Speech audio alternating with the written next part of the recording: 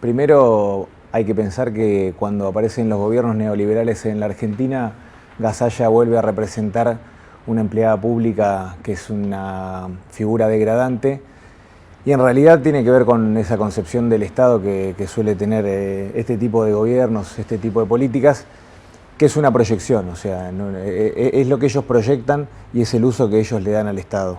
En relación a lo que me preguntabas, se filtró un documento en el que se hablan de 114.000 trabajadores y trabajadoras bajo estudio.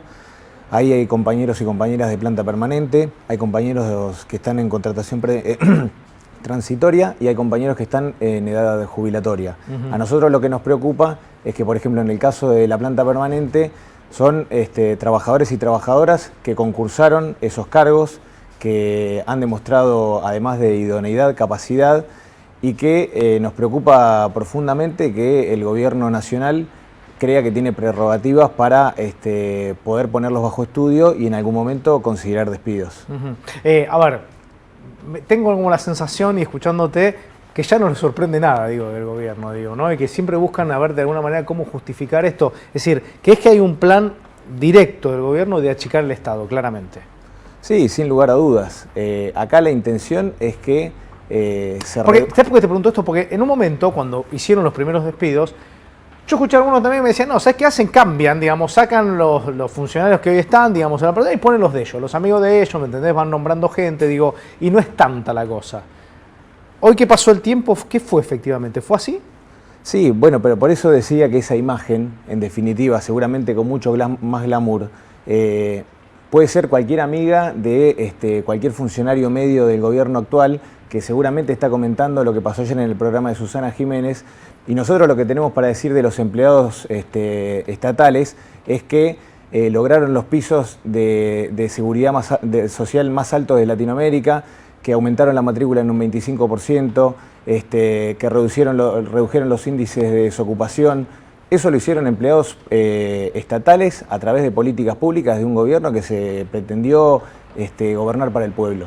Entonces, lo que enoja de esa imagen de Gasalla y lo que enoja eso asociado a ese documento que se filtra es que en realidad lo que se busca es generar un deterioro en la figura del trabajador del Estado para poder, sin lugar a dudas, reemplazar 4 trabajadores del Estado por la prima de Máxima Zorreguieta o ese tipo de casos. O sea, nosotros hemos detectado que en muchos lugares donde hubo reducción de plantilla se incorporaron letras altas, categorías altas, porque la realidad es que la base de sustentación política del gobierno de Cambiemos es gente que no quiere trabajar por los sueldos que perciben los estatales. Y por eso es doblemente reivindicable la tarea que han tenido en los últimos años los trabajadores y trabajadoras del Estado, porque aún con esos sueldos sacaron un país adelante y generaron políticas de inclusión para el pueblo argentino. Decime, Luciano, ¿puede el Estado funcionar, digamos, porque hay determinadas áreas del Estado donde puedes vaciar de gente, digo? ¿Han dejado de funcionar áreas porque justamente la vaciaron de personal? Bueno, sin ir más lejos, nosotros la semana pasada empezamos con un conflicto en el Ministerio de Educación y esto un poco en contestación al ministro Frigerio, que es el primus inter pares y que hoy dijo que no tenían pensados más despidos.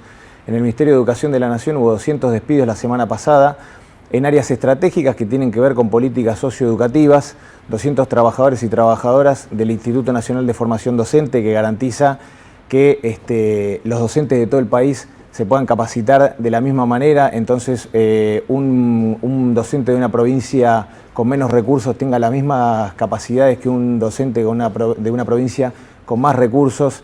Se están afectando los centros de actividades infantiles y juveniles, que por ejemplo el otro día en la marcha federal hubo una orquesta juvenil que interpretó el himno de Mi Corazón, que son los programas que permitían que la escuela tuviese actividades complementarias los fines de semana. Se está destruyendo el plan nacional de lectura que repartió 90 millones de libros. Nosotros creemos que eso tiene que ver con la calidad de vida del pueblo argentino y a lo que se le está apuntando es a reducir esa calidad de vida. Indefectiblemente esas políticas solo pueden ser llevadas adelante con un Estado que no es elefantiósico como pretenden ellos, pero que sí tiene que remontar la historia reciente de nuestro pueblo, que tiene que ver en la última etapa democrática con más años de postergación y de exclusión que con inclusión. Entonces, para eso es necesario que trabajadores y trabajadoras a lo largo y ancho del país lleven adelante esas políticas. Decime, ¿crees que el gobierno ha tomado nota de lo que fue la marcha federal del viernes?